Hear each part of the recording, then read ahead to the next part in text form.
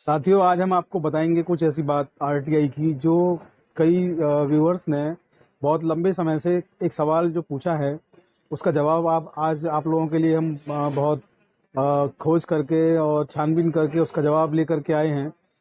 तमाम जो व्यूअर्स हैं वो लगातार पूछ रहे थे कि कोई सरकारी व्यक्ति है, किसी सरकारी नौकरी में है, कोई अध्यापक है या किसी अलग विभाग में है, उसकी नियुक्ति के संबंध में सूचना मांगी या उसके शैक्षणिक दस्तावेज, उसके जो एजुकेशन डॉक्यूमेंट्स होते हैं उनकी सूचना मांगी, तो ये सूचना अधिकारी ने ये कहते हुए सूचना देने से इनकार कर दिया कि ये सूचनाएं जो हैं उसकी निजी सूचनाएं हैं और ये सूचनाएं जो हैं सेक्शन 11 में, थर्ड पार्टी सूचना में या सेक्शन 81J में हम आपको नहीं दे सकते हैं, बिल्कुल भी देने के लिए प्रावधान नहीं है। आरटीआई अधिनियम ने इसको मना किया हुआ है। तो आज हम एक माननीय हाईकोर्ट का ऑर्डर आपसे डिस्कस करेंगे और आपको बताएंगे कि कैसे एक किसी सरकारी अध्यापक की या किसी सरकारी कर्मचारी की कोई भी सूचना, चाहे वो उसकी नियुक्ति से संबंधित हो, चाहे उसके एजुकेशन के डॉक्यूमेंट से संबंधित हो। मैं आप लोगों को थोड़ा इसका इंग्लिश कन्वर्सेशन भी बता दूं। यहाँ पर मैं बात कर रहा हूँ किसी भी कोई भी जो इंसान है उसकी जो जॉब है, चाहे वो जॉब उसकी टीचर्स की हो, यानी कि कोई व्यक्ति अगर टीचर की जॉब करता है या कोई भी व्यक्ति किसी अदर डिपार्टमेंट में कोई जॉब करता है और उसके बारे में कोई सूचना मांगी जाती है और सूचना अधिकारी आपको ये कहता है कि ये उसकी निजी सूचना है, ये सूचना आपको उपलब्ध नहीं करा सकते, तो अब कोई भी जन सूचना अधिकारी, अपील अधिकारी, कमीशन ऐसा नहीं कह पाएगा, क्योंकि एक हाई कोर्ट ने इस पर आदेश जारी किया है और बहुत बेहतरीन आदेश है। आप लोगों से आज डिस्कस करूंगा।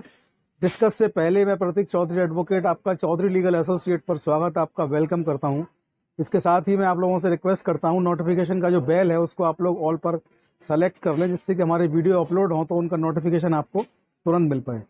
इसके अलावा आप लोग हमें फेसबुक पेज और इंस्टाग्राम पेज पर भी आप लोग हमें फॉलो कर सकते हैं। एड्रेस सेम है, चौधरी लीगल एसोसिएट। इसके लिंक जो हैं डिस्क्रिप्शन के बॉक्स में दिए गए हैं, डिस्क्रिप्शन के बॉक्स में जाकर के आप लिंक पर जाकर के भी फॉलो कर सकते हैं। तो आइए ज़्यादा देर ना करते हुए आज का जो वीडियो है, आज का जो टॉपिक है वहाँ उसको शुरू करते हैं। और एक निवेदन मैं और कर दूं, मेरे जो वीडियोस हैं कई ज्ञानी, कई विद्वान महापुरुष भी देखते हैं जो बार बार मुझे मेरे मना करने के बाद भी लिखते हैं कि video start by 1.5 minute, video start by 1 minute, video start by 5 minute. तो ऐसे दिव्य, ऐसे महाज्ञानियों को मैं यहाँ बता देना चाहता हूँ कि आपका जो ज्ञान है मैं उसको नमस्कार करता हूँ, प्रणाम करता हूँ। अपने ज्ञान को मेरे चैनल पर कुछ भी लिख करके खराब ना करें, क्योंकि यहाँ आपके ज्ञान की कोई अहमियत नहीं। इस तरीके का ज्ञान आप यहाँ पर ना दें, क्योंकि मेरा जो चैनल है वो गरीब लोगों के लिए, मजबूर मजदूर लोगों के लिए, उन लोगों के लिए है जो कोर्ट नहीं आ पाते, जिनके पास पैसे नहीं है, जिनके पास समय नहीं, संसाधन नहीं। ऐसे लोगों को कानून बताना, उनको समझाना मेरी प्राथमिकता है, उनकी मदद करना मेरी प्राथमिकता है।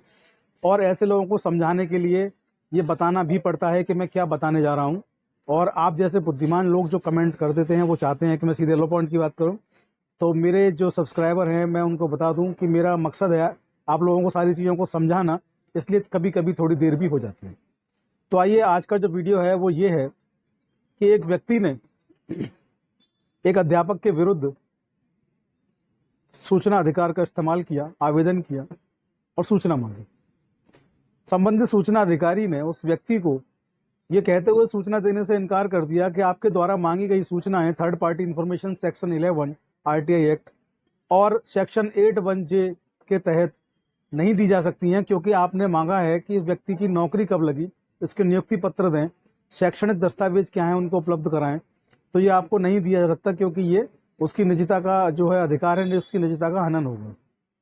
संबंधित व्यक्ति को जब ये लेटर मिला तो उसने उसकी प्रथम अपील की। प्रथम अपील में भी संतोषजनक न रहने पर कमीशन गया।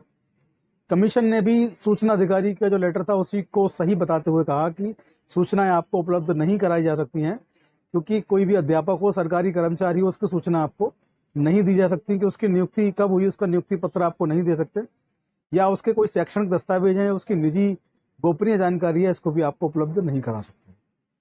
हालांकि व्यक्ति समझदार था, जानकार था, कानून जानता था, सेक्शन 2 उसने पढ़ा था और सेक्शन 2 में साफ साफ लिखा गया कि कोई भी सूचना जो राज्य की विधानसभा या लोकसभा में, विधानमंडल में रखी जा सकती है, पटल पर उसको रखा जा सकता है, पढ़ा जा सकता है, सुना जा सकता है, वो सूचनाएं कार्यकर्ताओं को देनी होंगी, आरटीआई आवेदकों को देनी होंगी। ये आरटीआई अधिनियम पहले ही प्रावधान करता है। संबंधित व्यक्ति ने ठान लिया कि हार नहीं मानूंगा, हाई कोर्ट का रुख किया। हाई कोर्ट में कमीशन के आदेश के विरुद्ध रिट दाखिल की।